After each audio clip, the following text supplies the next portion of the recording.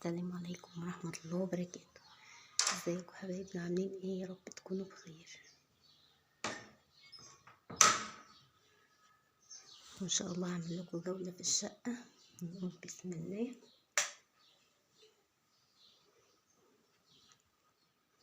هاتي اوضة النوم بتاعتي يا بنات،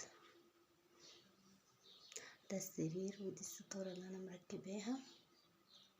الستارة دي جايباها اونلاين.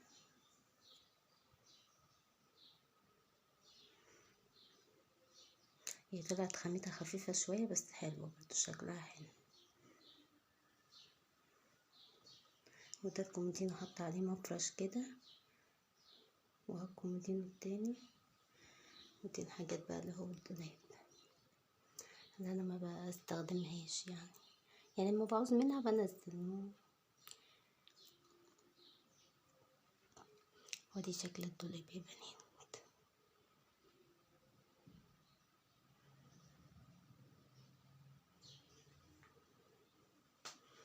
دي تسريحتي طبعا.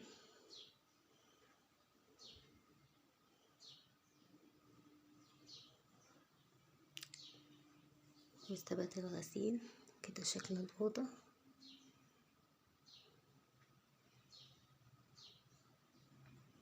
بس كده يا بنات اللي انا فرشاها.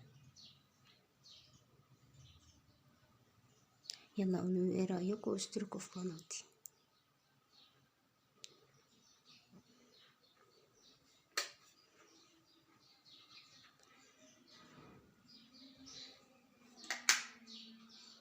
بسم الله. ودي الأوضة عملتها معاكم في روتين قبل كده.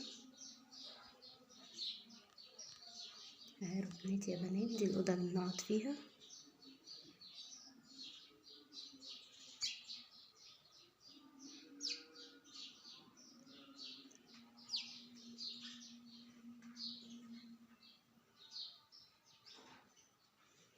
دي السجادة، دي السجادة يا بنات. ده شكل الأوضة.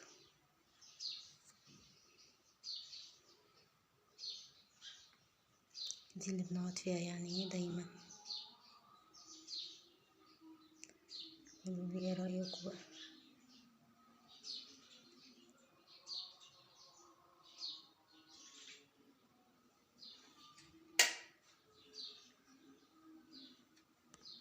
بسم الله. ودي السفرة، وانا حاطه عليها المفرش ده. عايزه اجيب مفرش جديد، ان شاء الله نجيب مفارش رمضان مع بعض، نفرش مفارش رمضان بقى.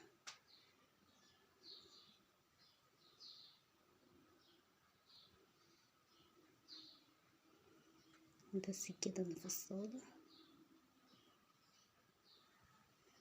وهي بنات قعدتي.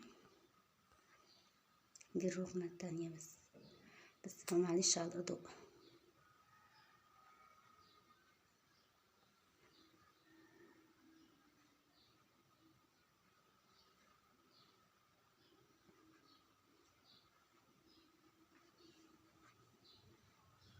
وهي بنات السجاد بقى بيلمع من ايه؟ بعمله بالمكنسة كويس، وبعد كده حبة برسيل على حبة اللي عندك دوني على اي حاجة لها ريحة حلوة، وبعمله بالمش. ما شاء الله بيفضل يلمع كده. دي الصالة على بعضها يا بنات. لو وصلتي معايا لحد هنا اشتركي في قناتي، ولو عايزين جولة باقي الشقة فعلوا زر الجرس واشتركوا في القناة. وعايزة اشتراكات كتير يا بنات.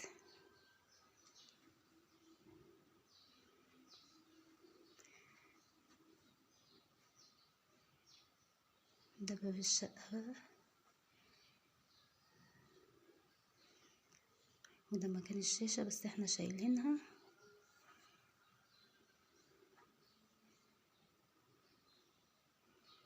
يلا عايزين باقي الشقة بقى اشتركوا في القناة.